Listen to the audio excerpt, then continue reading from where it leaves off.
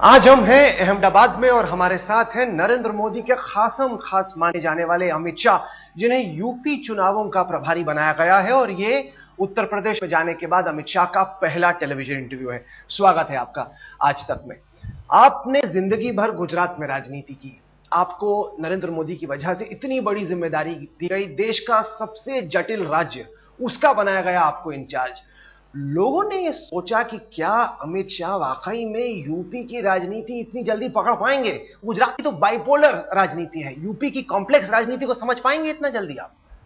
देखिए, वो तो चुनाव के नतीजे जब आएंगे तभी मालूम पड़ेगा, मगर मुझे भरोसा है कि पार्टी ने जिस विश्वास से मुझ पर ये जिम्मेदारी सौंपी है, उस विश्वास से मैं बिल्कुल दमखम से पार्टी को उतारूंगा और सबसे बड़ी पार्टी बनकर हम उत्तर प्रदेश में बाहर आएंगे। क्यों दी गई आपको इतनी बड़ी जिम्मेदारी? क्या है आपका और मोदी का रिश्ता ऐसा कि मोदी के दाहिने हाथ माने जाते हैं? देखिए, दो सवाल अलग अलग हैं। क्यों दी गई वो तो खैर आप राजनाथ सिंह जी से पूछिए और पार्टी के बड़े नेताओं से पूछिए। मेरा काम है पार्टी मुझे जो जिम्मेदारी दे, उस जिम्मेदारी को मेरे अंदर जितनी भी क्षमता है, क्षमता का सभी उपयोग करते हुए उसको अच्छी तरह से मैं निभाऊं, और वो इसका मैं तहे दिल से प्रयत्न कर रहा हूं। तो एक दूसरा, जहां तक मोदी जी का सवाल है, मोदी जी के कोई खासम खास नहीं है। जो ज्यादा काम करते हैं वो उनको अच्छे लगते हैं, और स्वाभाविक रूप से जो ज्यादा काम करते हैं उनको मौका मिलता है। नहीं, आप सीधी बात कीजिए, सीधी सीधी बात होनी चाहिए। ऐसा ना बोलिए कि खासम खास नहीं है, मतलब पूरा देश इस वक्त आपको देख रहा है, सब जानते हैं मोदी को भी, अमित शाह को भी और देश की राजनीति को भी। यह बताइए कि उत्तर प्रदेश पर फतह करने की आपकी स्ट्रेटेजी क्या है? देखिए, वैसे उत्तर प्रदेश पर फतेह करना कोई इस बार बड़ी बात है नहीं। इसके तीन कारण हैं। पहला कारण, यूपीए सरकार के प्रति बड़ी एंटी इनकम्बेंसी की लहर पूरे उत्तर प्रदेश भर में है। महंगाई और भ्रष्टाचार, देश की सुरक्षा और लचर प्रशासन, इससे लोग त्रस्त हैं। तो सरकार बदलने का एक मूड वैसे ही बना है। दूसरा कारण है कि उत्तर प्रदेश की जो सरकार है, इसके खिलाफ भी एंटी इनकम्बेंसी बड़ी पीक पर है, और सपा और बसपा दोनों के कुशासन से लोग त्रस्त हैं। धारणा यह है कि अमित शाह को उत्तर प्रदेश इस वजह से भेजा गया है ताकि वहां पे हिंदू पोलराइजेशन हो। जमीन पर, सतह के नीचे अमित शाह मैसेज ये भेज रहे हैं कि किस तरीके से मुसलमानों का अपीजमेंट हो रहा है, हिंदुओं को जोड़ने की कोशिश कर रहे हैं। क्या यही आपकी रणनीति है कि मोदी के नाम पे हिंदुओं को जोड़? देखिए, मैं सीधे साधे संगठन का काम कर रहा हूं, मगर यूपी के हालात, जो लोग अभी शासन में हैं, उन्होंने ही ऐसे बनाया है कि पूरा चुनाव, मुझे लगता है चुनाव आते आते कम्युनलाइज हो जाएगा। 21 मुकदमे जो हार्डकोर टेररिस्ट के खिलाफ अलग अलग समय में दायर किए थे और वो लोग जेल में हैं, उनको जेल से छोड़ने की सिफारिश इस सरकार ने करी है। मैं कभी सोच ही नहीं सकता कि संविधान के तहत चलने वाली सरकार इस तरह का कोई स्टेप ले सकती है क्या? रोज बरोज के काम और विकास के कामों में भी अपीसमेंट के कारण बहुमत संख्या जो है, हिंदू है, उसमें बड़ी नाराजगी प्रशासन के प्रति पड़ी हुई है। मुझे कुछ करने की जरूरत नहीं है। मुस्लिम अपीसमेंट करने के चक्कर में हिंदुओं को नाराज करने का काम मुलायम ने स्वतः कर दिया। आप कह रहे हैं कि मुलायम की सरकार, अखिलेश की सरकार चीजों को पोलराइज कर रही है, लेकिन हमने मुजफ्फरनगर के दंगों में देखा, आपका विधायक था संगीत सोम, जो कि झूठ मूठ के फर्जी क्लिप्स को सर्कुलेट कर रहा था ताकि लोगों में एक भावना पैदा हो माइनॉरिटी कम्युनिटी के खिलाफ। कौन कर रहा था ये काम? आपकी पार्टी का था? ये पुलिस का वर्जन है। एक बार इस चीज को कोर्ट में जाने दीजिए, कोर्ट में इसको एक दफा भी संगीत सोम ने नहीं कहा कि उन्होंने नहीं किया। एक मिनट सुन तो लीजिए। ये इस बात को कोर्ट में जाने दीजिए, कोर्ट में बहस होने दीजिए, आप सबको मालूम पड़ जाएगा एक फर्जी मुकदमा था। एक बात और, आप इस क्लिपिंग्स को क्यों देख रहे हैं? जो घटना घटी उस पर प्रॉम्प्ट एक्शन क्यों नहीं लिए प्रशासन ने? अगर प्रॉम्प्ट एक्शन लिए जाते तो तुरंत वो बात वहीं दब दी थी। क्यों रिएक्शन आया? रिएक्शन इसलिए आया कि प्रशासन ने एक तरफा कार्यवाही। पर लग रहा है कि उत्तर प्रदेश में इस वक्त एक डबल गेम चल रहा है। एक तरफ नरेंद्र मोदी हैं जो कहते हैं कि शौचालय पहले आना चाहिए, देवालय बाद में। दूसरी तरफ आप हैं, आप जाते हैं, पहला काम आपने किया, आप अयोध्या गए, आपने बोला कि राम मंदिर यहीं बनेगा। विनय कटियार कानपुर के मंच पे खड़े होकर बोलते हैं कि हिंदुत्व, राम मंदिर का मुद्दा है चुनाव में।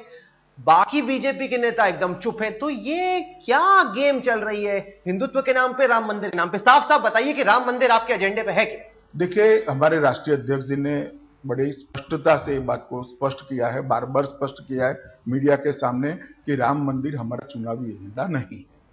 मुझे लगता है इसके बाद भी मीडिया के अलावे और कोई ये नहीं कह रहा कि राम मंदिर हमारे एजेंडा। आप गए, आप खुद अयोध्या गए, सबसे पहला काम आपने कहा कि सबकी भावनाएं हम चाहते हैं और बनाएंगे यहीं पर राम मंदिर। आपने मेरा या तो मेरी बात ठीक से सुनी नहीं, हाँ। या तो उसको आप गलत तरीके से पेश कर रहे हैं। मैंने कहा था कि मैंने राम भगवान के सामने प्रार्थना करी है कि देश कुशासन से मुक्त हो, कांग्रेस मुक्त भारत बने और यहां सबकी सहमति से बड़ा राम मंदिर का निर्माण हो, भव्य राम मंदिर का निर्माण हो, ऐसी मैंने प्रार्थना की है। चलिए, आपने कहा कि राम मंदिर चुनावी मुद्दा आपके लिए नहीं है, तो हिंदुत्व उत्तर प्रदेश में खास तौर से अमित शाह के लिए, नरेंद्र मोदी के लिए कितना इंपॉर्टेंट है? देखिए, मेरी पार्टी की पॉलिसी है किसी का अपीसमेंट न करिए, सबके साथ न्याय करिए। इसमें दो बात आती है, किसी का अपीसमेंट नहीं करना और सबके साथ न्याय करना। इसमें अगर किसी का अपीसमेंट होता है तो अपने आप दूसरे छोर की भावनाएं उभर कर आती है। इसको मैं नहीं रोक सकता। इसके लिए अगर कोई दोषी है तो अपीसमेंट करने वाला है। सरकार की अपीसमेंट के एक्शन के कारण दूसरे छोर की भावनाएं रिएक्ट होकर सरफेस पर आ। आपकी एक रणनीति है कि नरेंद्र मोदी को अति पिछड़ा नेता के तौर पे प्रोजेक्ट करें और कहें कि पहला मौका है कि कोई अति पिछड़ा देश का प्रधानमंत्री बने, इसलिए जो पिछड़े हैं वो भी मोदी को, बीजेपी को वोट दें।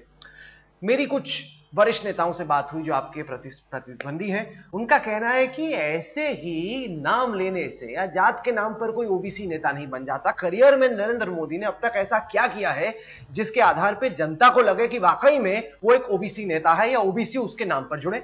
देखिए, भारतीय जनता पार्टी मोदी जी को किसी एक वर्ग के नेता के तौर पर, तो आप ही के लोग कह रहे हैं जमीन पर। मुझे सुन लीजिए ना।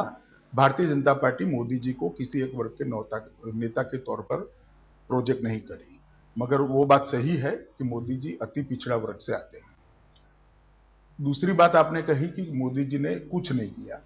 मैं आपको दावे के साथ कहता हूं कि मोदी के 12 साल के शासन में गुजरात में ओबीसी अगर देश भर में सबसे ज्यादा सुखी है, माली तौर पर, शिक्षा की बात में और उनका एम्पावरमेंट, तीनों चीजों में अगर ओबीसी सबसे ज्यादा सुखी कोई एक स्टेट में है तो मैं बेझिझक कह सकता हूं कि वो गुजरात में। पोलराइजेशन इस वक्त हो रहा है मोदी के नाम पर, बाकी पार्टियां खौफ भी पैदा कर रही हैं और मुसलमानों में भी आशंका है, चिंता है मोदी को लेकर। तो मोदी क्यों नहीं थोड़ा रीच आउट करते हैं, थोड़ा सा? कई लोगों ने यह कहा कि अगर फर्ज कीजिए 2002 के दंगों के लिए वो तहे दिल से माफी मांगते हैं तो शायद मुसलमानों में जो चिंता है मोदी को लेकर कि अगर वो पीएम बना तो न जाने क्या होगा, वो उनके दिल से दूर। मुसलमानों की चिंता कम करने का जिम्मा आप हम लोगों पे छोड़ दीजिए। आप इसकी चिंता मत करिए। कोई मुसलमान नाराज नहीं है, ना खौफजदा है। विपक्षी पार्टियां इसका जितना प्रचार करेगी, मैं मानता हूं इतना ही उनका नुकसान होगा। नहीं, जैसे हम देख रहे हैं कि सिंबलिज्म काफी हो गया है। हमने कई सारे रैली से पहले देखा कि बीजेपी की तरफ से नोटिस निकला कि आप टोपी पहन के आइए, आप स्कल कैप पहन के आइए, आप शेरवानी पहन के आइए। ये तमाशा करने की क्या जरूरत? ये सब मीडिया की नहीं, हमारे पास वो चिट्ठी है, हमने मुख्तार अब्बास नकवी को दिखाई, बीजेपी माइनॉरिटी कमेटी की वो चिट्ठी है बाकायदा लेटर हेड के ऊपर, जिसमें कहा कि अगर आप रैली के लिए आए तो आप कोशिश कीजिए स्कल कैप पहन के आए, शेरवानी पहन के आए। ये क्या जरूरत है सिंबलिज्म? या तो ये चिट्ठी फर्जी नहीं, उन्होंने माना कि ऐसी निकली चिट्ठी। मेरी बात पूरी तो होने दीजिए राहुल जी, आप क्यों इतनी जल्दबाजी कर रहे हैं? या तो ये चिट्ठी फर्जी होगी, नहीं फर्जी नहीं है, या तो निजी तौर पर किसी नीचे के माइनॉरिटी सेल। अरे सुनिए भाई, नीचे स्तर पर किसी कार्यकर्ता ने अति उत्साह में आकर करा होगा। पार्टी ने ऐसी ना कोई सूचना दी है। जयपुर में भी ऐसा हुआ, भोपाल में पार्टी ने ना ऐसी कोई सूचना दी है, ना पार्टी के ओर से ऐसा कोई प्रयत्न नहीं, क्योंकि आपकी पार्टी सिंबलिज्म के खिलाफ है और फिर आप कहते हैं कि शेरवानी पहन के आइए, टोपी पहन के आइए, तो यही तो वो सिंबलिज्म है जिसके खिलाफ मैं बिल्कुल डिनाई करना चाहता हूं। पार्टी की ओर से ऐसा कोई प्रयत्न नहीं हुआ। पार्टी में किसी व्यक्ति ने निजी तौर पर अपने आप, जगह जगह, जयपुर में भी निजी तौर पे, भोपाल में भी निजी तौर पे, दिल्ली में भी निजी तौर पे, कानपुर में भी निजी तौर पे, हो सकता है निजी तौर पे किसी ने किया होगा, मगर मैं अधिकृत रूप से इसको डिनाइड करता हूं। पार्टी ने ऐसा कोई प्रयत्न नहीं किया, ना पार्टी कभी करी। तो यूपी में अमित शाह के जाने से क्या फर्क पड़ा है? कितनी स्थिति आपकी सुधर गई है? आज अगर चुनाव होते हैं तो बीजेपी को कितनी टिकटें? देखिए, अमित शाह के जाने से कोई फर्क नहीं पड़ता। चलिए, मोदी के नाम पर कितना? मोदी के नाम पर बहुत बड़ा फर्क है, क्योंकि जिन चीजों से एंटी इनकम्बेंसी जनरेट हुई है, जिन चीजों से सरकार के प्रति, शासन के प्रति नाराजगी है, उन सभी चीजों का जवाब लोग मोदी में देख रहे हैं। इसके कारण मोदी के नेता घोषित होने से यूपी में बहुत बड़ा फायदा है। मैं सीटों के अंदाज पे अभी जाना नहीं चाहूंगा क्योंकि चुनाव की काफी देर है, प्रत्याशी भी सभी पार्टियों के घोषित नहीं हुए, सीटों का आंकड़ा अभी देना मुनासिब नहीं होगा। मगर मैं इतना बिल्कुल विश्वास से कह सकता हूं, उत्तर प्रदेश में भारतीय जनता पार्टी सबसे बड़ी पार्टी बनने जा रही है और सर्वाधिक सीट जीतकर हम उत्तर प्रदेश में एक बड़ी पार्टी के रूप में उभरेंगे। यूपी की कौन सी सीट नरेंद्र मोदी चुनाव लड़ेंगे? नरेंद्र मोदी ने कहां से चुनाव लड़ना वो अभी तय नहीं हुआ है। नरेंद्र मोदी ने कभी अपनी सीट अपने आप तय नहीं करी है, पार्टी तय करेगी और पार्टी तय करेगी तब मैं विश्वास दिलाता हूं राहुल जी, एक सेकंड की भी देरी करे बगैर मीडिया से हम शेयर कर देंगे। आप लोगे चैलेंज, आप खुद लड़ोगे यूपी से? मेरा लड़ना न लड़ना बहुत देर की बात, अभी तो मेरा काम यूपी का संगठन ठीक करना है और वो मैं कर रहा हूं। मैं आगे बढ़ने से पहले एक सवाल और आपसे पूछना चाहता हूं, वो ये कि इतने सारे बीजेपी में शीर्ष नेता हैं, कई यूपी से आते हैं, यूपी की राजनीति को समझते हैं, तो ये जिम्मेदारी आप ही को क्यों दी गई? सबसे बड़ा चैलेंज अमित शाह को ही क्यों दिया गया? मैंने भी बहुत सोचा मगर मेरे पास समय की विपुलता है, समय सबसे ज्यादा है, इसके अलावा और कोई कारण नहीं दिखता। चलिए, जहां एक तरफ अमित शाह उत्तर प्रदेश की राजनीति में सक्रिय हैं, वहीं दूसरी तरफ आपका इतिहास भी है, एक ऐसा इतिहास जिसमें आप पर चार्जशीट है, आप पर बहुत संगीन मुकदमे हैं, और साथ के साथ चर्चा यह हो रही है कि जो दूसरी इशरत जहान की चार्जशीट आने वाली है उसमें हो सकता है कि अमित शाह का नाम हो। आपसे सीबीआई 2 दफा पूछताछ कर चुकी है। आपको चिंता है कि चार्जशीट में आपका नाम हुआ तो आपका राजनीतिक करियर, यूपी का आपका मिशन टाइम फिस?